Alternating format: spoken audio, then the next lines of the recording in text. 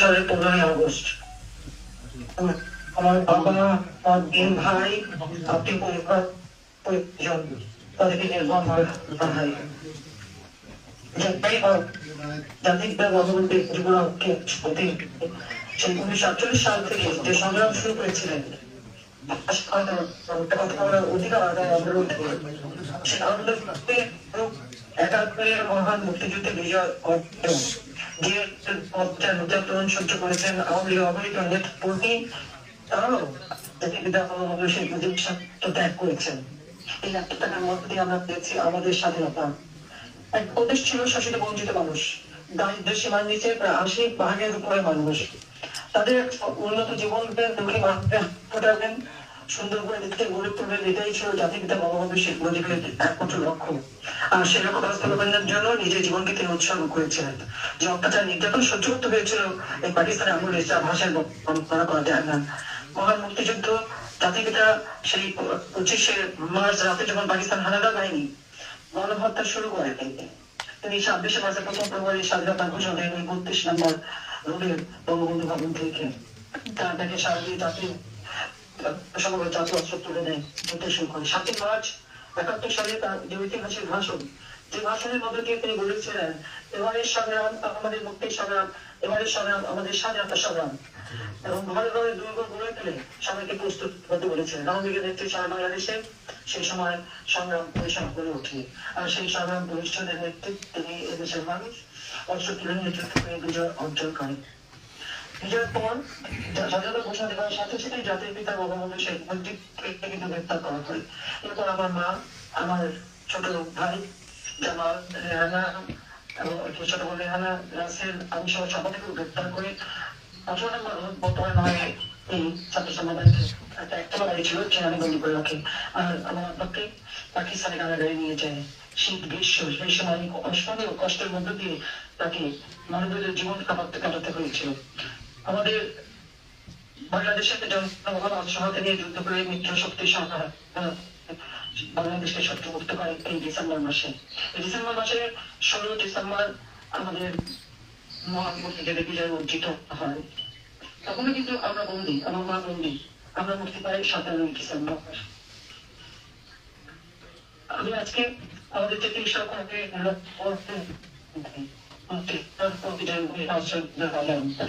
জীবনের মা ত্যাগ করে পরিবার পরিজন ছেড়ে দিয়ে সেই ঝাঁপিয়ে পড়ে এবং দেশকে আমি শ্রদ্ধায় ভারতের প্রধানমন্ত্রী শ্রীমতী গান্ধীকে এবং ভারতের জনপ্রতি এদিন 1 কোটি মানুষ ভারতে আসছে। ভারতের প্রতিটি এবং মিলে বাংলাদেশের মানুষকে আসবে সহযোগিতা করে মহান মুক্তিযুদ্ধে। এছাড়াও পৃথিবীর বিভিন্ন রাশিয়া, নেপাল, সেই সময় কান্ট্রি ছিল, স্ক্যান্ডিনেভিয়ান কান্ট্রি, এমনকি আমেরিকার জনগণ, ব্রিটিশ জনগণ সকলেই কিন্তু আমাদের মহান মুক্তিযুদ্ধে আমাদেরকে করে। আমি তাদের সকলকে আন্তরিক ধন্যবাদ জানাই এই মানুষের পাশে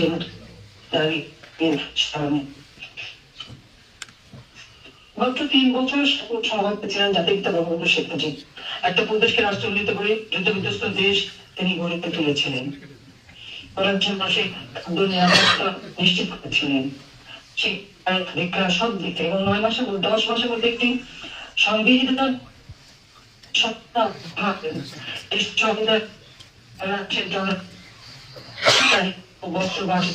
শিক্ষা সব কিছুর কথা বলা আছে।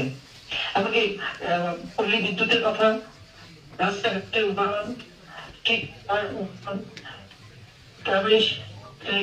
শিক্ষা করে দেওয়া, প্রতিটি বিষয় কিন্তু সেখানে উল্লেখ আছে। এমনকি ক্ষুদ্র গোষ্ঠী, গণপরিষদ তাদের যে অধিকার, সেই অধিকারের কথাও কিন্তু এই ক্ষুদ্র সংবিধানে সুন্দরভাবে উল্লেখ করা হয়েছে। আমাদের দুর্ভাগ্য 1975 সাল 15ই আগস্ট জাতির জন্য একটা কলঙ্কময় দিন। সেদিন জাতির পিতা বঙ্গবন্ধু শেখ মুজিবকে হত্যা করা হলো। আর সেই সাথে আমার মা বেগম ফজিলাতুন্নেসা, আমার ছোট ভাই মুক্তিযোদ্ধা শেখ কামাল, ক্যাপ্টেন শেখ কামাল, মুক্তিযোদ্ধা লেফটেন্যান্ট শেখ জামাল, ছোট্ট রাসেল মাত্র 10 বছর বয়স, তাকে নির্মমভাবে হত্যা করে। কামাল দামালের নবপরিণত সুলতানা ও রুজিকে হত্যা করে।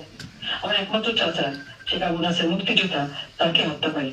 আমার বুবা আব্দুল হাসান নেবাদ, তিনিও মুক্তিযোদ্ধা সংগঠক ছিলেন, তাকে হত্যা করে। তার 10 বছর বেবি, 10 বছর ছেলে আরিফ, 4 বছর নাতি সুকান্ত, আবুল হাসান আব্দুল্লাহ ছেলে, তার পুত্র মুক্তিযোদ্ধা, সাংবাদিক, মুক্তিযোদ্ধা স্বেচ্ছানিবাদ কিন্তু নির্মমভাবে তাদেরকে হত্যা করে। মুক্তিযোদ্ধা শেখ ফজলুল হক মনি, আমার আর এক ফুফু ছেলে, তাকে হত্যা করে। তার অন্তঃসত্ত্বা স্ত্রী আর্যমণি, সেও আমার সেজে ফুফু মেয়ে, তাকেও নির্মমভাবে হত্যা করে। এরপর 3রা নভেম্বর ওই বছরই ঢাকায় কেন্দ্রীয় কারাগারে যারা জাতির পিতার নেতৃত্বে মুক্তিযুদ্ধ পরিচালনা করেছিলেন, শহীদ নজরুল ইসলাম, তাজউদ্দিন আহমেদ, মনসুর আলী, কামরুজ্জামান, তাদেরকে জেলখানে কারাগারে নির্মমভাবে হত্যা করেছিল। বাংলাদেশের ইতিহাসকে বিকৃত করা হয়। শুরু হয় হত্যা, কুষড়যন্ত্রের মধ্যে দিয়ে ক্ষমতা দখলে পালা, জনগণের গণতান্ত্রিক অধিকার কেড়ে নেওয়া হয়, সংবিধান বন্ধ করে দেওয়া হয় এবং মার্শাল জারি করে মানুষের সকল মৌলিক অধিকার কেড়ে নেওয়া হয়েছিল। আওয়ামী লীগের সকল নেতা কর্মীকে গ্রেপ্তার করা হয়, বন্দী করা হয়। দীর্ঘ 4 বছর তারা কারাগারে বন্দী, এই অবস্থায় তারা ছিল। আমরা দীর্ঘ তখন বিদেশে ছিলাম, বেঁচে গিয়েছিলাম। 81 সালে তখন রাজনীতি করার সুযোগ আসলো। আওয়ামী লীগ কনফারেন্সে আমাকে সভাপতি নির্বাচিত করা হয়। আমি আমার 2 ছোট ছেলে মেয়ে, 10 বছরের জয়, 8 বছরের শিশু কন্যা সাইমা, ওষুধপত্রকে রেখে আমার কাছে নিয়ে আমি চলে আসি বাংলার মানুষের কাছে। এসেছিলাম একটা প্রত্যয় নিয়ে, যে জাতির জন্য আমার বাবা জীবন দিয়ে গেছেন, সেই জাতির ভাগ্য পরিবর্তন করব। বাংলাদেশ, স্বাধীন বাংলাদেশ, যে বাংলাদেশ মুক্তিযুদ্ধ চলাকালীন সময় ওই আমেরিকার তখনকার পররাষ্ট্রমন্ত্রী কিসিঞ্জার বলেছিল যে বাংলাদেশ স্বাধীন কি হবে, বটমলেস বাস্কেট হবে। আমার একটা চ্যালেঞ্জ ছিল যে বাংলাদেশ বটমলেস বাস্কেট হবে না, বাংলাদেশ উন্নত দেশ হবে। এবং সেই চ্যালেঞ্জ দিয়েই দীর্ঘ সংগ্রাম করি।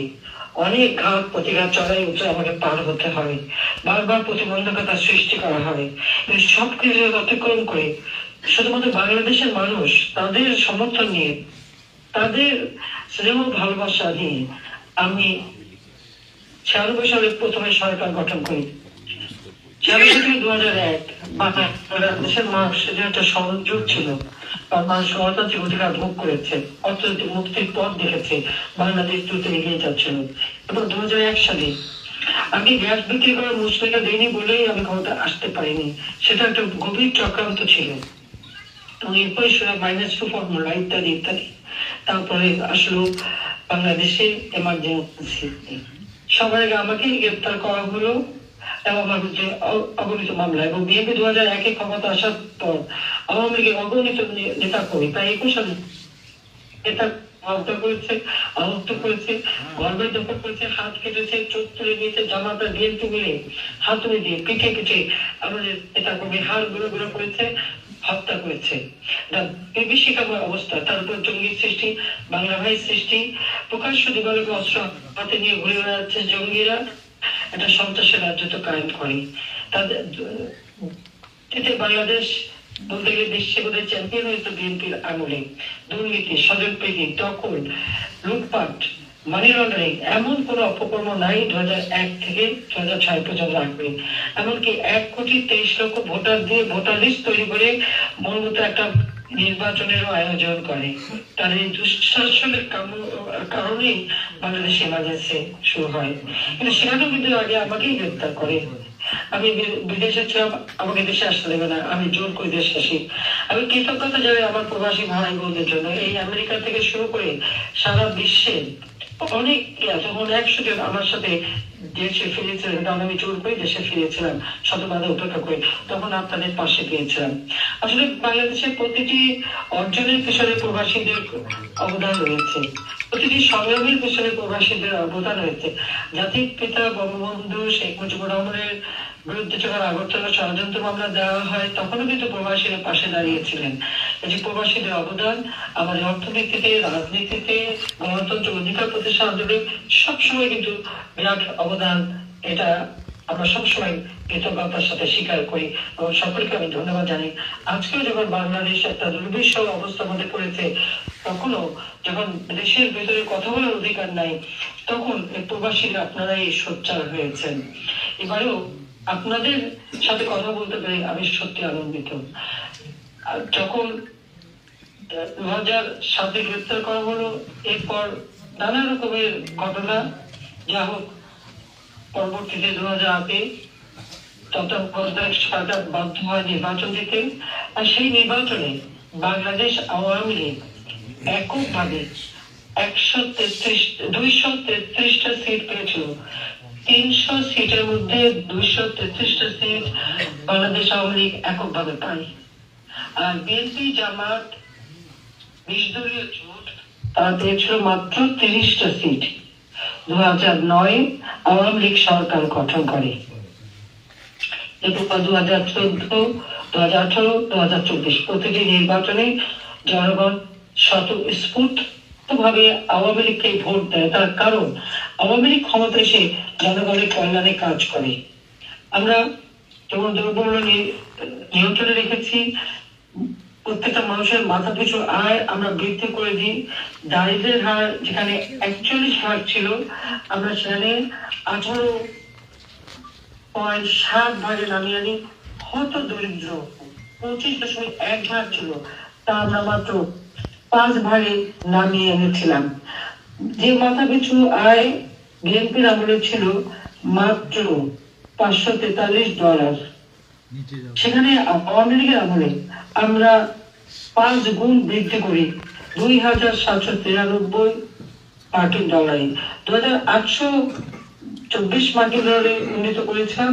তবে কোভিড-19 সালের অতিমারি এবং ইউক্রেন রাশিয়ার যুদ্ধের কারণে কিছুটা কমে 2,793 মার্কিন ডলার উন্নীত হয়। আমাদের মূল্যস্ফীতি আমরা নিয়ন্ত্রণে রাখতে সক্ষম হই, 5.55% ছিল। তবে ইউক্রেন রাশিয়া যুদ্ধ এবং বিশ্বব্যাপী অর্থনৈতিক মন্দার কারণে সেটা কিছুটা বৃদ্ধি পায়, তাও আমরা 8.8% রাখতে সক্ষম হই। আমাদের অর্থনীতিকে আমরা অত্যন্ত মজবুত করি, শক্তিশালী করি। যেখানে বাজেটের আকার বিএনপি আমলে অর্থাৎ 2006 সালে ছিল মাত্র 61 কোটি টাকা, আমরা তা বৃদ্ধি করি এবং এই 24-এ এসে আমাদের বাজেট দিয়েছিলাম আমরা 7,93 কোটি টাকার বাজেট আমরা দিয়ে দিই। এত বিশাল বাজেট অতীতে কেউ কখনো দিতে পারেনি। আমরা প্রায় 12 গুণের বেশি বাজেট বৃদ্ধি করে দিই। আমাদের জিডিপির আকার যা ছিল মাত্র 4,15,072 কোটি টাকা, আমরা ছিল বিএনপির আমলে। আর 2023 সালে তা বৃদ্ধি পায় 50.1 লক্ষ কোটি টাকায়, অর্থাৎ 4 লক্ষ থেকে প্রায় 50 লক্ষ কোটি টাকা, অর্থাৎ 12 গুণ আমরা বৃদ্ধি করি। এইভাবে পৃথিবীতে বাংলাদেশ তখন জিডিপি বিবেচনায় বাংলাদেশ 35তম অর্থনৈতিক দেশে উন্নীত হয়, অর্থাৎ 29 ধাপ উন্নীত করি। আমাদের লক্ষ্য ছিল যে 2021 সালের মধ্যে বাংলাদেশকে একটি ধাপে উন্নীত করব। আমি সাথে 2007 যখন বন্দিখানায়, তখনই আমি এটা লিখেছিলাম যে কিভাবে আমরা দেশকে উন্নত করবো। এবং যেহেতু জাতির পিতার জন্ম শতবার্ষিকী 2020 সালে আমরা পালন করবো, আর 2021 সালে স্বাধীনতার সুবর্ণ জয়ন্তী উদযাপন করব, তখন বাংলাদেশকে এক ধাপ করে বাংলাদেশের মানুষের সম্মান বৃদ্ধি করা, অর্থনীতি মজবুত করা, সেই লক্ষ্য নিয়ে আমরা কাজ করি এবং আমরা সফলভাবে তা করতে সক্ষম হই। আমরা 2021 সালেই কিন্তু উন্নয়নশীল দেশের মর্যাদা পাই, অর্থাৎ সম্পন্নত দেশ হিসেবে জাতির পিতা রেখে গিয়েছে 1975 সালে। এরপর তিনি বাংলাদেশের আর কেউ কখনো উন্নতি করতে পারেনি। একমাত্র আওয়ামী লীগ যখন ক্ষমতায় আসে তখনই বাংলাদেশ 2021 সালে, যখন আমরা জাতির পিতার জন্ম শতবার্ষিকী এবং স্বাধীনতার সুবর্ণ জয়ন্তী উদযাপন করছি, সেই সময় আমরা উন্নয়নশীল দেশের মর্যাদা পাই। আমি জানি না আমাদের অপরাধটা কি ছিল, যেখানে মানুষের কোনো খাবারের কষ্ট ছিল না। উৎপাদন আমরা বৃদ্ধি করি, মানুষের মাথা পিছু আয় বৃদ্ধি করি, মাথা পিছু খাদ্যের নিশ্চয়তা আমরা দিই। মানুষের আয়ুষ্কাল যেটা ছিল মাত্র 59 বছর, সেটা আমরা 72 অথবা 73 বছর উন্নীত করি। সাক্ষরতার হার 45 ছিল, তা আমরা 78.8 উন্নীত করি। বিনা পয়সায় বই বিতরণ করি ছাত্রদের, বৃত্তি উপবৃত্তি দিই, প্রায় উপবৃত্তি দেয়। শুধু তাই না, উপবৃত্তি ছাড়াও প্রধানমন্ত্রী একটা তহবিল আগে গঠন করে, শিক্ষা সহায়তা তহবিল। সেই তহবিল থেকে আমরা আমাদের যারা উচ্চ শিক্ষা গ্রহণ করে দেশে বিদেশে গবেষণা করে তাদেরকে সহায়তা করি। বিজ্ঞান প্রযুক্তি মন্ত্রণালয় থেকেও গবেষণার জন্য বিশেষ বৃত্তি দেওয়া হতো, যাতে করে আমরা গবেষণা করে আমরা ধান উৎপাদন, তরি তরকারি, যা হয়তো শীতকালের সবজি আমরা 12 মাস যাতে পাওয়া যায় সেই ব্যবস্থা করি। আমরা খাদ্য উৎপাদন বৃদ্ধি করি, প্রতিটি মানুষের ঘরে ঘরে বিদ্যুৎ দিই। যেখানে মাত্র 2006 সালে 3000 মেগাওয়াট বিদ্যুৎ ছিল, আমরা 28,562 মেগাওয়াটে উন্নীত করি। অর্থাৎ আমাদের শতভাগ মানুষ বিদ্যুৎ সুবিধা পায়। আজকে সেই ঘরে ঘরে বিদ্যুৎ নেই। এখন কেন, কিভাবে বিদ্যুৎ বন্ধ করলো ইউনিট সরকার আমাদের জানা নেই। আমরা সবসময় আমাদের দেশে যেন বিনিয়োগ আসে সেই ব্যবস্থা আমরা নিয়েছিলাম, যার ফলে আমাদের বিনিয়োগ বৃদ্ধি পেয়েছিল। এবং বাংলাদেশের ভাবমূর্তি যেহেতু সারা বিশ্ব উন্নীত হয়েছিল, সেহেতু পৃথিবীর বিভিন্ন দেশ বিনিয়োগের জন্য বাংলাদেশকে বেছে নেয় এবং বাংলাদেশে আসে। অর্থাৎ 2009 থেকে 2024 সাল পর্যন্ত বাংলাদেশের যে উন্নতি, যার ফলে 2024 সালের 5 জানুয়ারি যে নির্বাচন হয়, বাংলাদেশের জনগণ স্বতঃস্ফূর্তভাবে আওয়ামী লীগকে ভোট দেয়। আওয়ামী লীগ নির্বাচন যদিও বিএনপি জামাত জোট তারা বয়কট করে, কিন্তু জনগণের স্বতঃস্ফূর্ত অংশগ্রহণে আমরা সফলভাবে নির্বাচন করতে পারি। তখন থেকেই শুরু হয় চক্রান্ত, ষড়যন্ত্র। আর এই ষড়যন্ত্রের ফলে আজকে আমরা কি দেখি, কথায় বার্তায় কোটা সিস্টেম। 2018 সালে এই আন্দোলন শুরু হয়েছিল, আমি তখন কোটা বন্ধ করে দিই। তখন একটা জিনিস লক্ষ্য করেছিল যে এদের সব ক্ষোভ ছিল মুক্তিযোদ্ধাদের উপর, যারা নিজেদের বুকে রক্ত দিয়েছে, যারা মুক্তিযুদ্ধে অংশগ্রহণ করে একটা অঙ্গহানি হয়েছে, পঙ্গু হয়েছে, কত পরিবার তাদের জীবন দিয়ে গেছে। তারা সেইভাবে যদি যুদ্ধ না করত, তাহলে এই দেশ কি স্বাধীন হতো? আজকে বাংলাদেশ স্বাধীন, আমাদের পতাকা, আমাদের সকলে প্রবাসীরা পাসপোর্ট পাচ্ছে, দেশে বিদেশে কাজের সুযোগ পাচ্ছে, বিদেশে যেতে পারছে। আজকে এই মুক্তিযোদ্ধাদের অবদান নিয়ে তো এটা সম্ভব, কিন্তু তাদের উপরে যত ক্ষোভ, যত রাগ, এটা একটা অদ্ভুত পরিস্থিতি আমরা দেখি। চাই না আমাদের যারা তরুণ সমাজ, যুব সমাজ, যাদের বয়স এখন হয়তো 15 বছর বা 18 বছর বা 20 বছর, আমি তাদেরকে বলবো, তার ঊর্ধ্বে আমি তাদেরকে একটা কথা বলতে চাই। 2009 সালের আগ পর্যন্ত বাংলাদেশের কি অবস্থা ছিল? 96 সালের আগে কেউ কম্পিউটার ব্যবহার করত? কারোর মধ্যে মোবাইল ফোন ছিল না, সব অ্যানালগ ছিল। 96 সালে এসেই আমরা ডিজিটাল পদ্ধতিতে সমস্ত টেলিফোন ডিজিটাল করি, মোবাইল ফোন সকলের হাতে যাতে পৌঁছায়, আমরা বেসরকারি খাতে উন্মুক্ত করে দিই। কর্মসংস্থানের জন্য আমরা বিভিন্ন শিল্প কলকারখানা নির্মাণের সাথে সাথে ব্যাগ, বিমান, টেলিভিশন, এমনকি আজকে যে হেলিকপ্টার সার্ভিস থেকে শুরু করে বিমান সার্ভিস, সব বিষয়ে বেসরকারি খাতে উন্মুক্ত করে দিয়েছিলাম একটা লক্ষ্য নিয়ে, মানুষের জন্য কর্মসংস্থান হয়। সমগ্র বাংলাদেশে ডিজিটাল সেন্টার করে দিয়েছি, সেখানে একজন মেয়ে একজন ছেলে তারা যেন উদ্যোক্তা হয়, অর্থাৎ তাদের কর্মসংস্থান গ্রামে বসে freelancer training, learning and earning, এই ট্রেনিং দিয়ে ছেলে মেয়েদেরকে আমরা দিই যে কাজের ফাঁকে ফাঁকে দেশে বসে অনলাইনে তারা যদি আয় উপার্জন করতে পারে, সেই ব্যবস্থাটা আওয়ামী লীগ সরকার করে দিয়েছে। শুধু তাই না, শিক্ষা প্রতিষ্ঠানগুলিতে যাতে ডিজিটাল পদ্ধতিতে শিক্ষা গ্রহণ দেওয়া হয়, সেটাও তো আওয়ামী লীগের করে দেওয়া। স্কুলে স্কুলে কম্পিউটার ল্যাব আমরা তৈরি করে দিই। আমরা ট্রেনিং এর জন্য কম্পিউটার ট্রেনিং এবং সেই সাথে বিভিন্ন আমরা সেন্টার তৈরি করে দিই সারা গ্রাম বাংলা জেলায় জেলা উপজেলায় পর্যন্ত, যাতে করে আমাদের ছেলেমেয়েরা কম্পিউটার ট্রেনিং নিতে পারে। যেমন কম্পিউটার ট্রেনিং এর ব্যবস্থা, সেই সাথে সাথে সারা বাংলাদেশে আমরা ব্রডব্যান্ড এবং ওয়াইফাই কানেকশন নিশ্চিত করি। বঙ্গবন্ধু স্যাটেলাইট 1 উৎক্ষেপণ করি, যে স্যাটেলাইটের মাধ্যমে আজকে আমাদের টেলিভিশন থেকে শুরু করে একেবারে গভীর সমুদ্র পর্যন্ত মানুষজন যোগাযোগ করতে পারে। সেই ব্যবস্থাটাও আমরা নিয়েছিলাম, যে মোবাইল ফোনে কানেকশন দিতে পারে, সেটাও আমরা হাতে নিয়ে সেটাও আমরা উৎক্ষেপণ করি। প্রথম একটা স্যাটেলাইট বাংলাদেশে আমরা উৎক্ষেপণ করি। এর আগে তো কেউ কোনো কিছু করেইনি, এবং ব্যাপারে বোধ হয় তাদের কোনো মানে ধারণাও ছিল না যে এভাবে করা যেতে পারে। কারণ আমাদের ইন্টারনেট ব্যবহার যেখানে বিএনপি আমলে 2006 সালে ছিল 0.23%, সেখানে বাংলাদেশে 2023 সালে 78.55% জনগোষ্ঠী এই ইন্টারনেট ব্যবহারকারী।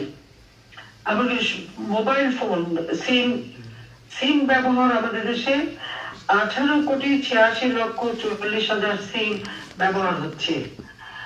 ডিজিটাল সেবা আমরা বৃদ্ধি করি, যেখানে বিএনপির আমার মাত্র ছিল 8টা, সেটাও আবার আমরা যে 93 সালে ডিজিটাল সেন্টার করে দিই বলে এটা সম্ভব হয়েছিল। সেখানে এখন 3,200টা সেবা জনগণ পাচ্ছে।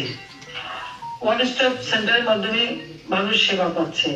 ওয়েবসাইটে প্রায় 52,200টা ওয়েবসাইট ব্যবহার হয় বিএনপি আমলে, সেটা আমাদেরই করা থাকলেও মাত্র 98টা ছিল। এবং আমরা শুধু তাই না, আমরা এখন আইসিটি বিভিন্ন ডিজিটাল ডিভাইস বাংলাদেশে উৎপাদন করি এবং আমরা কিন্তু রপ্তানি করি। আমরা ফ্রিল্যান্সার সংখ্যা প্রায় 7 লক্ষের কাছাকাছি, সারা বিশ্বে বাংলাদেশ 2য় স্থান অধিকার করে আছে। এইভাবে আমরা দেশকে আধুনিক জ্ঞান প্রযুক্তি সম্পন্ন জাতি হিসেবে গড়ে তুলি। আমাদের যারা যুব সমাজ, তাদেরকে শুধু এই কথাটাই জানাতে চাই যে হয়তো যারা আমরা যখন সরকার গঠন করি 2009 সালে, হয়তো কারো তখন জন্ম হয়েছে, বা কেউ 4-5 বছরে, কেউ 10 বছরের, আজকে তাদের বয়স কারো 15, কারো 18, কারো 20।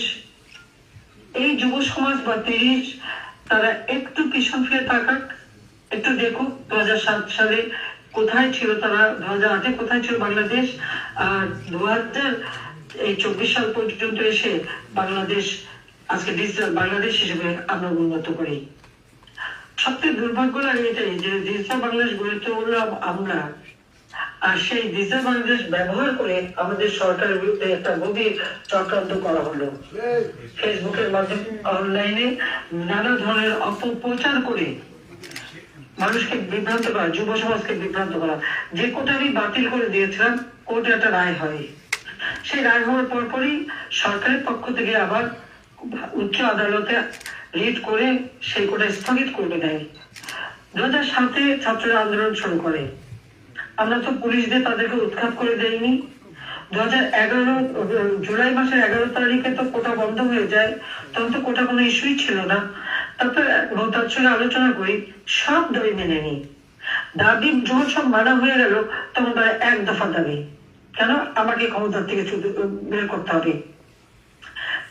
আজকে যখন আমরা দেখি যে এই ছাত্ররা সেই সময় যে আন্দোলনের নামে যেভাবে পুলিশ হত্যা করেছে, শিক্ষকদের অপমান করেছে, সংখ্যালঘুদের হত্যা করেছে, প্রত্যেকটা অত্যাচার, metro rail, expressway, Bangladesh television ভবন, সেতু ভবন, সড়ক ভবন, এমনকি আমাদের জলবায়ু বা প্রদেশ বিষয়ক যে ডিজিটাল পদ্ধতি সহ যে ভবন সহ প্রত্যেকটা জায়গায় তারা অগ্নিসংযোগ করে, আগুন দিয়ে পুড়িয়ে দেওয়া শুরু করে, মানুষের ঘর বাড়ি সবকিছু, আওয়ামী লীগের নেতা কর্মীদের হত্যা করা, মসজিদ, মাজার, দরগা শরীফ, গির্জা, প্যাগোডা, এমন কোন জায়গা নাই যে যেখানে তারা ভাঙচুর না করে এবং সেখানে অগ্নিসংযোগ করা হয়েছে।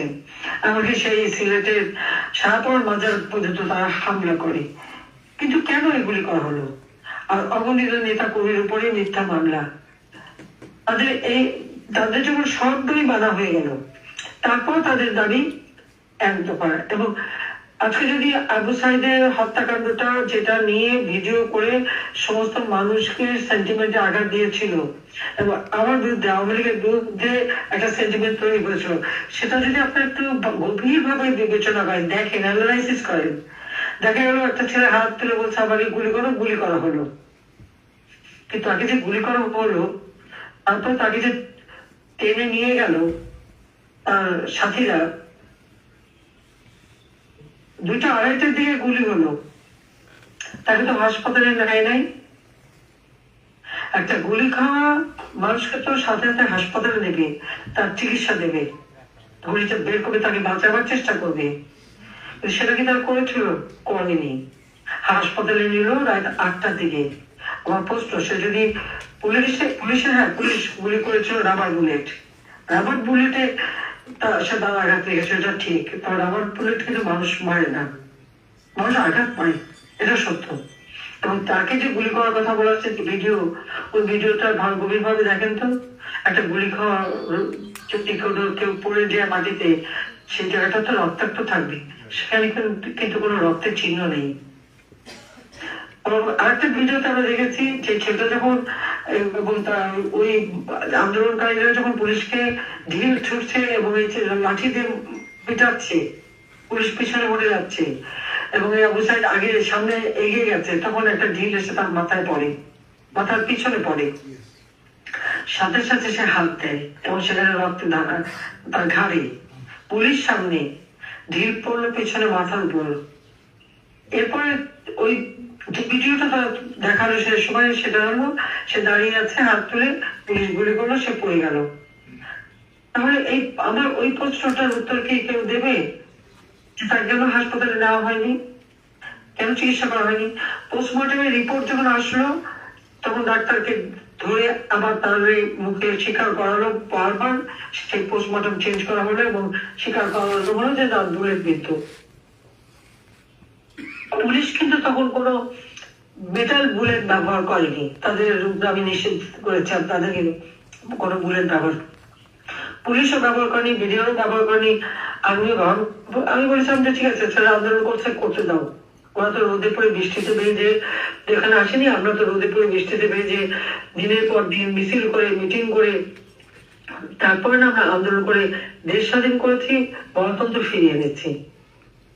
আমার তো কখনোই নিয়োগ ছিল না যে তাদেরকে হত্যা করা বা, কিন্তু কি দেখলাম, বরং হত্যার শিকার হলো পুলিশ, হত্যার শিকার হলো আওয়ামী লীগের নেতা কর্মী, হত্যা এবং অপমানের শিকার হলো শিক্ষক থেকে শুরু করে এমনকি মানে সংসদ সদস্য, মন্ত্রী, তাদের বাড়ি, সংসদ সদস্যদের যে এমপি হোস্টেল তালা ভেঙে সেগুলি এই ছাত্র নামধারীরা যে লুটপাট করলো এবং প্রত্যেকটা কি তারা সার্চ করার নামে সব লুটপাট করা।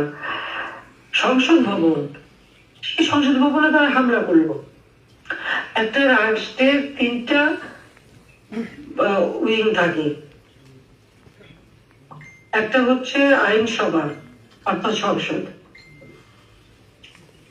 জুডিশিয়ারি এবং নির্বাহী বিভাগ। এই 3টা বিভাগের সমন্বয়ে কিন্তু একটা রাষ্ট্র চলে। আপনারা একটু খেয়াল করে দেখেন, এরা কিন্তু এই 3টা প্রতিষ্ঠানের উপরই হামলা করলো। সরকারের উপর হামলা, অর্থাৎ আমাকে তারা খুন করবে সেই পরিকল্পনা করলো, এবং কিভাবে খুন করবে সে কথাও আজকে বেরিয়েছে যে কি কি পদ্ধতিতে খুন করতে পারে সে পরিকল্পনাও তাদের ছিল। আমাকে ও আমার ছোট বোনকে হত্যা করবে। আমি তো রক্তপাত চাইনি। আজকে যে কয়জন মানুষ মারা গেছে আপনার খেয়াল করে দেখেন, মিছিলের ভিতরে তারা গুলি খেয়েছে। আজকে মুগ্ধ তার যে গুলি বা আবু সাইদের গুলি বা যারাই গুলি খেয়েছে, খুবই ক্লোজ রেঞ্জের থেকে তাদের গুলি মনে হলো তার পাশে সাথে কেউ একজন, এবং ওখানে ছিল বোরকা পরা ছিল, ছেলে মেয়ে জানি না বা মেয়েদের টেনে কিনা, এইগুলি কিন্তু ওই মিছিলের ভিতরে এই গুলি। পুলিশ তো সাউন্ড গ্রেনেড এবং রাবার বুলেট ব্যবহার করেছে। তাহলে এই যে গুলি খেয়ে এতজন মরে, যখন এই 6 জনের মৃত্যু সংবাদ পেলাম, আমি কিন্তু সাথে সাথে হাইকোর্টের জজ দিয়ে জুডিশিয়াল ইনকোয়ারি কমিটি করে দিলাম। আজকে যদি আমার হুকুমে মারা যেত, তা আমি তো জুডিশিয়াল ইনকোয়ারি কমিটি করতাম না। আমার করার উদ্দেশ্যই ছিল, কারণ আমি যখন দেখলাম যে এইভাবে যে খুব কাছে থেকে গুলি করে মারা হচ্ছে, এটা খুব সন্দেহজনক। সেই জন্য আমি এই জুডিশিয়াল কমিটি করে দিলাম। এর মধ্যে আরো পুলিশকে যেভাবে মেরেছে, প্রায় 256টা পুলিশের স্টেশনে আগুন দিয়েছে, প্রত্যেকটা পুলিশের স্টেশনে, এবং ঢাকা শহরে কতগুলি পুলিশের স্টেশনে আগুন দিয়েছে, প্রতিটি পুলিশ স্টেশনে পুলিশকে আগুন দিয়ে পুড়িয়ে মেরেছে, অস্ত্র লুটপাট করেছে। এই অস্ত্র কোথায় গেল, তার কাছে গেল। আর এই যে বুলেট ইনজুরি, একজন এই বর্তমান ইউনুস সরকারের যে একজন উপদেষ্টা, তিনি নিজেই বললেন ওই বুলেট দেখে, যেটা 7.62 বুলেট, এটা একটা অন্য ধরনের রাইফেল, যে রাইফেল আমাদের পুলিশ, বিডিআর বা আর্মি কেউ ব্যবহার করে না। এবং তিনি বললেন এটাকে গভীরভাবে তদন্ত করতে হবে। যে উনি তদন্ত করার কথা বললেন, ইউনুস তাকে সাথে সাথে সেই পদ থেকে সরিয়ে দিল। কেন সরিয়ে দিল? তাহলে এই যে হত্যাকাণ্ডগুলি ঘটেছিল, এই হত্যাকাণ্ড তো আমরা ঘটাইনি। আমি তো চাইনি যে লাশের উপর লাশ পড়ুক। আমি যদি সেটা চাইতাম, তাহলে তো আমি ঠিকই ক্ষমতা ধরে রাখতে পারতাম। যখন এই একটার পরটা এরকম মানুষের জীবন যাচ্ছে, তখন আমি সিদ্ধান্ত নিলাম যে আমার দরকার নেই, আমি চলে যেতাম। কিন্তু এরপরে আপনারা দেখেন, প্রায় আগস্ট মাসের 6 তারিখের কর্মসূচি তারা 5 তারিখে নিয়ে আসলো, এবং গণভবন হামলা করবে। হ্যাঁ, গণভবনে যথেষ্ট নিরাপত্তার ব্যবস্থা ছিল, কিন্তু সেখানে যদি ফায়ার ওপেন করা হয়, অনেক মানুষ মারা যাবে। আমি এটা চাইনি। আর যেভাবে তারা তৈরি হয়ে আসছিল অস্ত্র শস্ত্র হাতে নিয়ে প্রকাশ্যে, যেখানে একটি রাষ্ট্র চলমান, সরকার চলমান ছিল, এইভাবে প্রকাশ্য অস্ত্র নিয়ে তাদের আগমন, এটা কোন ধরনের সভ্যতার, কোন ধরনের আন্দোলন? এটা তো সরাসরি হত্যাকাণ্ড ঘটাবার চেষ্টা। যেমন 15ই আগস্ট জাতির পিতাকে হত্যা করেছে, ঠিক তেমনি ভাবে আরেকটা হত্যাকাণ্ড তারা ঘটাতে চায়। আমার যারা নিরাপত্তা ছিল, তারা আসলে তাদেরই মুখের দিকে তাকিয়ে, এবং তাদের সে বছর বোধহয় 25-30 মিনিটের ব্যাপার, আমি সেখান থেকে সরে যাই, সরে যেতে বাধ্য হই। এবং আমি বলে যাই যে তোমরা গুলি করো না, যা খুশি হোক। আজকে আমার মধ্যে আমি নাকি গণহত্যা করেছি। আসলে গণহত্যা করেছে তো ডক্টর ইউনূস তার মেটিকুলাসলি ডিজাইন করা মাস্টার মাইন্ড দ্বারা প্ল্যান করে সে করেছে। এই গণহত্যার বিচার ওই তার সমন্বয়কারীরা এবং ইউনূস এবং তার মাস্টার মাইন্ড, তাদেরই ঘটানো। তারাই লাশের পর লাশ ফেলেছে। এমনকি ওই আমাদের জিয়াউর রহমানের ছেলে যেটা লন্ডনে বসে আছে, তারেক রহমান, সেও কিন্তু বলেছে লাশের উপর লাশ ফেলে তাহলে সরকার পড়ে যাবে। এটা তো তাদের কথা। আর আমরা তো চাইনি লাশের উপর লাশ পড়ুক। অথচ আমাদের বিরুদ্ধে মামলা, আমি, রেহানা, জয়, পুতুল কেউ বাদ নেই। কি মানবতা বিরোধী কাজ করেছে তারা? তারা কোথায়? তারা সবাই তো বিদেশে। পুতুল সাহেবা WHO-তে সে একটা রিজনাল ডাইরেক্টর হিসেবে নির্বাচন করে 10টা ভোটের মধ্যে 8টা ভোট পেয়ে, 8টা দেশের ভোট পেয়ে সে তার দায়িত্ব পালন করছে। ওয়ার্ল্ড হেলথ অর্গানাইজেশনে। ববি ইউএনডিপিতে কনসালটেন্সি করে, সেও থাকে বিদেশে, কারণ তার বউ IOM জাতিসংঘের একটা প্রতিষ্ঠানে চাকরি করে। জয় আমেরিকায়, সে আমাদের ডিজিটাল বাংলাদেশ করে দিয়েছে, কিন্তু সে তার নিজে কনসালটেন্সি করে, তার নিজে বিজনেস করে চলে। এই তো দেশে নাই, রিয়ানা থাকে লন্ডনে। তাহলে এরা কি দোষটা করলো? অগণিত আওয়ামী লীগের নেতা কর্মী, তাদের কি অপরাধ? এমন কেউ নেই যার বিরুদ্ধে মামলা না দিয়েছে। প্রত্যেকটা মন্ত্রীর বাড়ি, এমপির বাড়ি, এমপি হোস্টেল লুটপাট করেছে, সমস্ত জিনিস নিয়ে গেছে। সবচেয়ে দুঃখজনক হলো জাতির পিতার প্রতি অবমাননা করা। এবং বঙ্গবন্ধু স্মৃতি জাদুঘর ধানমন্ডি 32 নম্বরের ওই বাড়িটা তো আমরা 2 বোন ভোগ করতে নেইনি, আমরা তো তার জনগণকে দিয়ে দিয়েছিলাম।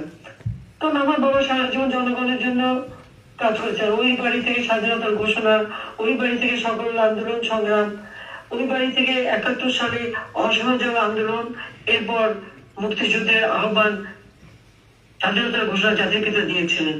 কাজে সেই বাড়িতেই আমার বাবা মা ভাইকে হত্যা করা হয়েছে, এখনো রক্তের দাগ। কাজে ওই বাড়িতে আমরা ভোগ করতে নেইনি 2 বোন, আমরা জনগণকে দান করে দিয়েছি ট্রাস্ট করে। আর সেই ট্রাস্ট স্মৃতি জাদুঘর করেছি, আর ট্রাস্টের মাধ্যমেই আমরা আমাদের বহু মানুষকে আমরা সহযোগিতা করি। প্রায় 1400-1500 ছাত্রছাত্রীদেরকে আমরা বৃত্তি দিই। গ্রেনেড হামলায় যারা আহত এবং নিহত পরিবারকে সাহায্য করে, আহতদের এখনো আমরা তাদেরকে আর্থিক সহায়তা দিই। আওয়ামী লীগের নেতা কর্মী বা যখন যে আসে তাদেরকে সাহায্য করি। কোভিড-19 সময় এই কোভিড ফান্ডে 5 কোটি টাকা দিয়েছি। জাতির পিতার জন্মশতবার্ষিকী হিসেবে আশ্রম প্রকল্পের মাধ্যমে ভূমিহীন গৃহহীনদের জন্য আমরা ঘর করে দিচ্ছি। আমি সিদ্ধান্ত নিলাম বাংলাদেশে একটি মানুষও গৃহহীন ভূমিহীন থাকবে না, তাদের আবার বিনা পয়সায় 2 কাঠা জমি এবং ঘর করে দেব। আমরা সেখানে একটা ফান্ড তৈরি করি জমি কেনার জন্য। আমরা ট্রাস্ট থেকে, বঙ্গবন্ধু মেমোরিয়াল ট্রাস্ট থেকে 5 কোটি টাকা দিয়ে ফান্ড করে যেখানে যেখানে জমি পাওয়া যেত না সেখানে জমি কিনে এই ভূমিহীনদের ঘর করে দিই। 58টা জেলা ভূমিহীন গৃহহীন মুক্ত আমরা করেছিলাম, যে বাংলাদেশে একটি মানুষ থাকবে না, গৃহহীন ভূমিহীন থাকবে না। দুর্ভাগ্যের বিষয়, তারা যে শুধু আওয়ামী লীগের নেতা কর্মীর উপর হামলা করছে তা না, মুক্তিযোদ্ধাদের উপর হামলা করছে সেটা না, বঙ্গবন্ধু ভবন পুড়িয়েছে। এর থেকে দুঃখের আর কি থাকতে পারে? যে স্মৃতিটুকু নিয়ে আমরা 2 বোন বেঁচে ছিলাম, সেই স্মৃতিটুকু সম্পূর্ণ পুড়িয়ে শেষ করে দিল। এবং সেখানে তারা রোগী ডান্স করে, আগুন দেয়। আর যেভাবে জাতির পিতাকে তার মোড়াল ভাঙা এবং তার উপরে অবমাননা করা, যাদের ভিতরে এতটুকু রক্ত আছে, বাংলাদেশের মুক্তিযুদ্ধের এতটুকু চেতনা আছে, তারা কি এটা সহ্য করতে পারে? সেই জন্য বললাম যে আমাদের তরুণ সমাজ, যুব সমাজ, তাদের কাছে জানতে হবে যে বাংলাদেশ কোথায় ছিল আর আমরা কোথায় কত উন্নত করেছিলাম। আওয়ামী লীগ না আসলে তো কোনদিন এটা হতো না। আজকে যে সবকিছু ধ্বংস করা হলো, সেটা কেন করা হলো? এই কারণে বলা হয়েছিল যে নিত্য প্রয়োজনীয় জিনিসের দাম বেড়েছে, সেই জন্য মানুষ বিক্ষুব্ধ। এখন কি অবস্থা? আমাদের সময় তো খাবার পেত। 1 কোটি পরিবারকে আমরা কার্ড দিলাম, মাত্র 30 টাকা কেজিতে চাল। আর 58 লক্ষ পরিবারের জন্য করেছিলাম মাত্র 15 টাকায় 15 কেজিতে চাল কিনতে পারবে। বয়স্ক ভাতা, বিধবা ভাতা, প্রতিবন্ধী ভাতা, মুক্তিযোদ্ধা ভাতা দিয়েছে, সব বন্ধ। 43 লক্ষ কার্ড বাতিল। ওই টাকাটা মেরে খেয়েছে, আর কিচ্ছু না। ওই ইউনুস গভর্নমেন্ট মেরে খেয়েছে, এটা বাস্তব। তারপর ওখানেই কথা যে আজকে যে অত্যাচার নির্যাতন চলছে এবং অবমাননা করা, শিক্ষকদের গলায় জুতার মালা পরানো, ছাত্রছাত্রীদের বাধা, পুলিশকে মেরে পা বেঁধে ঝুলিয়ে রাখা, আওয়ামী লীগের নেতার সেই গাজীপুরের জুয়েল, আমাদের সাধারণ সম্পাদক সহ অগণিত নেতা কর্মীকে হত্যা এবং পা বেঁধে উপর দিকে, ঠিক মানে একটা কষার দোকানে যেমন পা বেঁধে ঝুলে রাখে, এই ছাত্র নামধারীরা, অস্ত্রধারী এবং ইউনুসের এই মাস্টার মাইন্ডরা ওইভাবে ঝুলিয়ে রেখে পুলিশকে, আওয়ামী লীগের নেতা কর্মীকে হত্যা করেছে এবং নির্যাতন করেছে। এটা কোন ধরনের কথা? একটা অন্তঃসত্ত্বা পুলিশ কনস্টেবল মাপ চেয়েছে, ভাই আমাকে মাফ করুন, আমার পেটে বাচ্চা, আমাকে মাপ দেন, তাকে পিঠে পিঠে মেরেছে, পিঠে পিঠে মারো, গত কয়েকদিন আগে মারলো। তারপর হিন্দু, বৌদ্ধ, খ্রিস্টান কাউকে তো বাদ দেয়নি, প্রত্যেকে 11টা গির্জা ভেঙেছে, মন্দির ভেঙেছে, বুদ্ধ মঠ ভেঙেছে, এবং হিন্দুরা যখন আন্দোলন করলো সেই ইসকনের লিডারকে গ্রেপ্তার করেছে এবং অমানবিক অত্যাচার শুরু করেছে তাদের উপর। এই মানে সংখ্যালঘুদের উপরে এই অত্যাচার কিসের জন্য? কেন তাদের উপরে এইভাবে নির্মম ভাবে তাদের অত্যাচার করা হচ্ছে এবং তাদের উপর হামলা করা হচ্ছে? সেটাই তো প্রশ্ন। একদিকে সংবাদের রঙ্গকে ক্ষমতায় গেছে, জোরে ছিল ক্ষমতায়, ক্ষমতায় কি করেছে, তার বিরুদ্ধে দুর্নীতির মামলা হয়েছিল 6টা, সাথে সাথে সেই সব মামলা বাতিল। 666 কোটি টাকা তার কাছে ট্যাক্স, আর কি কোনো সম্পত্তি এত ট্যাক্স আর সেই ট্যাক্স সে দেবে না, সেটাও মানে বাতিল করে দেওয়া হবে। আবার অন্যকে বলে তুমি ট্যাক্স ব্যবসা বাণিজ্য করে তোমার ইন্ডাস্ট্রি থেকে শুরু করে এত কিছু, আর সেখানে তুমি ওদেরকে ট্যাক্স দিচ্ছে, এটা কথা বললো। আজকে একটা মানুষকে অপমান করতে করতে এমন জায়গায় সংসদ ভবন যেমন আক্রমণ, সেই সাথে সাথে প্রধান বিচারপতি লাঠি সোটা নিয়ে তার বাড়ি আক্রমণ এবং হাইকোর্টে আক্রমণ। বিএনপি জামাত যা ছিল তারা এই কথা ভুলে যায় কেন? যে দিন এভাবে থাকে না, দিন পরিবর্তন হয়, কিন্তু এই যে রাজনীতি নিয়ে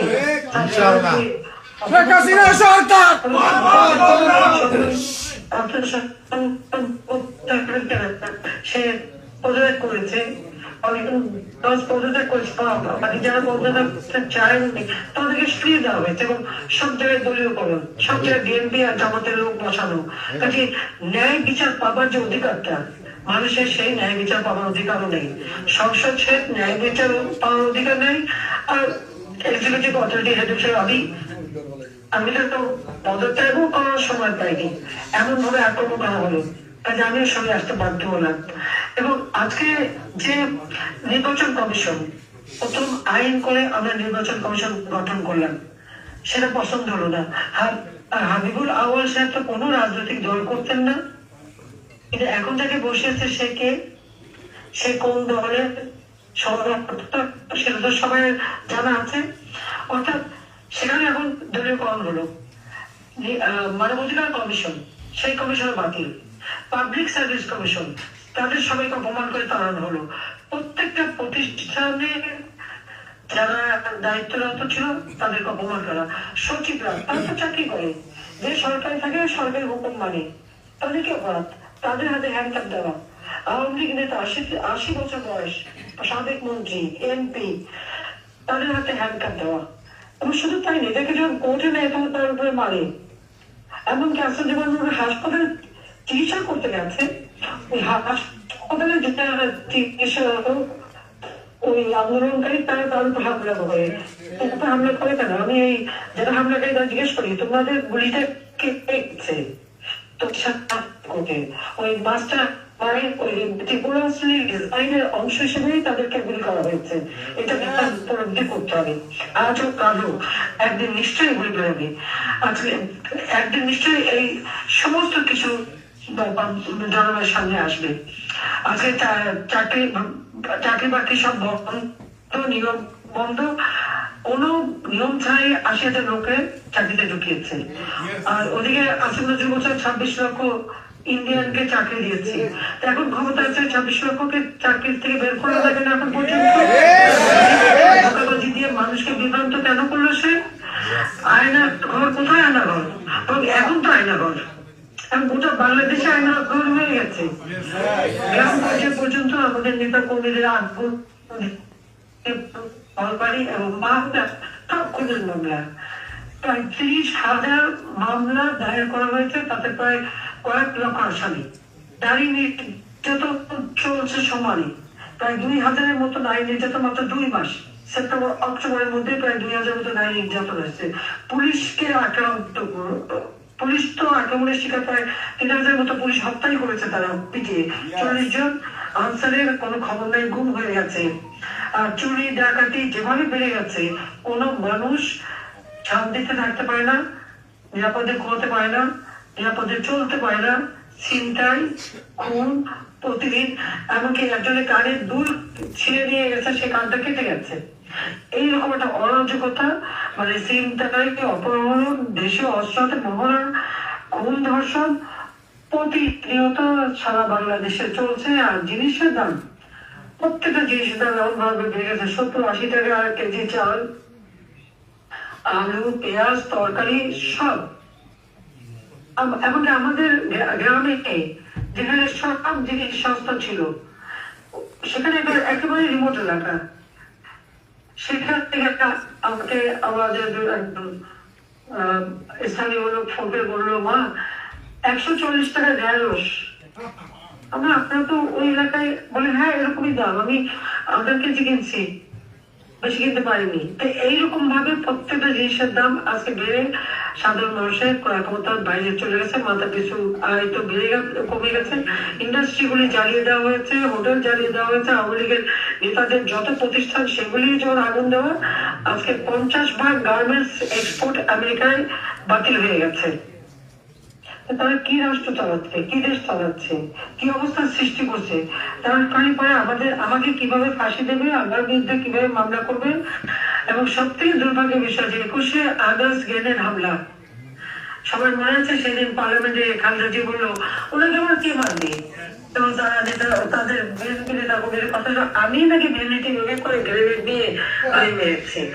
13টা গ্রেনেড মারা হলো, তাহলে 11টা ফুটলো। আমার হাতে 13টা গ্রেনেডের ব্যাগ থাকলে কত বড় ব্যাগটা হতো, আর হাতে কি কোনো ব্যাগ ছিল?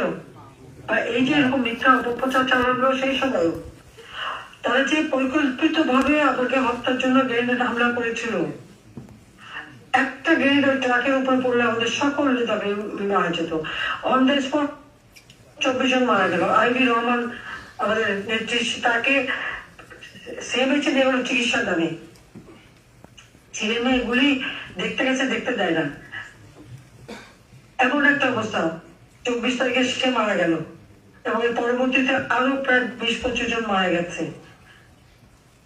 এই মৃত্যুর দায়িত্ব তাদের নিতে হবে। তত্ত্বাবধায়ক সরকার, আমরা মামলা করতে গেলাম, মতিঝিল থানায় গিয়েছিল জলিল সাহেব, মোহাম্মদ সাহাবুল চৌধুরী, তারা মামলা নেবে না, কোনো মধ্যে একটা জিডি করে চলে আসা হয়, তাও তার গ্রহণ করতে চায়নি। এরপরে 2008 সালে যখন তত্ত্বাবধায়ক সরকার আসলো, তখন এটা তদন্ত শুরু করলো। আমি তখন কারাগারে বন্দি, আমার জবানবন্দি নিল, তারাই মামলাটা শুরু করেছিল 2008 সাল থেকে, এবং সেই মামলায় সাজা হলো, সবাই খালাস, সবাই খালাস। প্রায় 30-40 জন মানুষকে মারা গেল ওই অন দ্য স্পট, 24 জন, আর এরপর আরো মানুষ মারা গেছে, আইবি রহমান সহ, সবাই খালাস পেয়ে গেল। সত্যিকার যারা খুন করে তারা খালাস পায়, যারা হত্যাকাণ্ড চাই নাই, নিজে পদ পদবি ছেড়ে দিলাম, তাদের বিরুদ্ধে হত্যার মামলা। আমার বিরুদ্ধে 229টা মামলা, সব নাকি আমি হত্যা করেছি। এবং এইভাবে আওয়ামী লীগের সব নেতা প্রত্যেকের বিরুদ্ধে হত্যা মামলা। আওয়ামী লীগ, ছাত্রলীগ কেউ বাদ যায়নি, সকল রূপে। আজকে ইউনিভার্সিটি গুলি অস্ত্রের কারখানা। ওই কয়েকদিন আগে দেখলাম এক ছেলে রাজশাহী ইউনিভার্সিটি, সে বক্তৃতা দিচ্ছে যে তাদের ওখানে শেরে বাংলা হলে এত অস্ত্র আছে যে সে নাকি ওই রাজশাহীর সব প্রশাসনকে ঠেকাতে পারবে, প্রকাশে বলছে। এবং এই সমন্বয়কারী একজন, আপনারা দেখেছেন, বলছে যে যদি পুলিশ হত্যা না করতো আর মেট্রো রেলে আগুন না দিত, তাহলে নাকি তাদের বিপ্লব সার্থক হতো না। তো অপরাধ কারা করছে তারা তো নিজের মুখেই বেরিয়ে যাচ্ছে, নিজেরাই স্বীকার করছে। আজকে যখন কেউ আন্দোলন করতে যায়, যেভাবে পিটানো হয়, আর্মি দিয়ে মারা হয়, গার্মেন্টস শ্রমিকদের মারা হলো, ওই ইসকনের যারা তাদের উপর যে হামলা করা হলো, এবং প্রকাশ্যে তাদেরকে একজন আইনজীবী কেন দাঁড়ানো কোর্টে, সে আইনজীবীকে পিটিয়ে হত্যা করলো। সাইফুল নামে আইনজীবী, সে ইসকনের ওই নেতার জন্য দাঁড়িয়েছিল, জামিন চেয়েছিল কেন, সে অপরাধ, তাকে মারা হলো। এরা কোনো অপরাধী না, এদের প্রতি কোনো আইনের শাসন নেই, সব দোষ হলো আওয়ামী লীগের। কেন?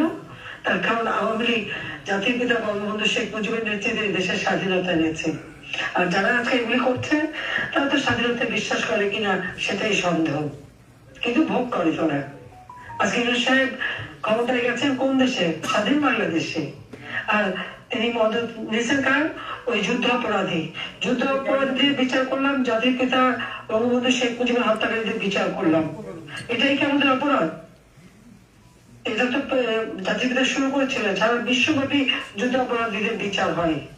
আজকে যে ট্রাইব্যুনাল আমরা করেছিলাম, আন্তর্জাতিক ট্রাইব্যুনাল, যুদ্ধ অপরাধীদের বিচার করেছি।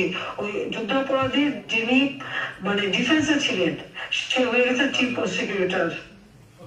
আর জামাত যে একটা নতুন আরেকটা পার্টি করেছিল, এবি পার্টি, সেই পার্টির প্রেসিডেন্ট হলো এই আইসিটির চেয়ারম্যান। সেখানে ন্যায় বিচার করতে হবে, কিন্তু বিচারের প্রহসন হবে। এটা তো বাস্তব কথা। আজকে খুনিরা ছাড়া পাবে, আর যারা অপরাধ করে তাদেরকে সাজা দেবে। এটাই চলছে বাংলাদেশে। এই চরম অরাজকতার হাত থেকে অবশ্যই মানুষকে মুক্তি দিতে হবে। আমি ধন্যবাদ জানাচ্ছি যে এই একটা ক্ষমতা লোভী, তার তো অর্থের সীমা নেই, গরিবকে ক্ষুদ্র ঋণের নামে শোষণ করে শত শত কোটি টাকা। এবং আমি দিয়েছিলাম তাকে ওই গ্রামীণ ফোনের ব্যবসা, গ্রামীণ ব্যাংকে আমি 400 কোটি টাকা দিয়েছিলাম এই গ্রামীণ ব্যাংক চালানোর জন্য। সবকিছু মানি লন্ডারিং করে চুরি করে নিয়ে এখন সেই সমস্ত টাকা এখন ব্যবহার হচ্ছে সারা বিশ্বব্যাপী। সে যে ব্যবসা করে বেরিয়েছে, কোথা থেকে টাকা পেয়েছে? সে বিদেশে এত নোবেল প্রাইজ পেয়েছে গ্রামীণ ব্যাংক, অর্ধেক টাকা তো গ্রামীণ ব্যাংকে পাওয়ার কথা, সে তো সে টাকাও দেয়নি। আজকে সারা বাংলাদেশ হচ্ছে একটা সন্ত্রাসের দেশ। অগ্নিসন্ত্রাস, পুলিশ সহায়তা থেকে শুরু করে অর্থনীতি সম্পূর্ণ ধ্বংস করে দিয়েছে। উন্নয়নশীল দেশের মর্যাদা পেয়েছেন, ওদের সেটাও ধরে রাখতে পারবে না, সমানে টাকা চাপাচ্ছে। 22,000 কোটি টাকা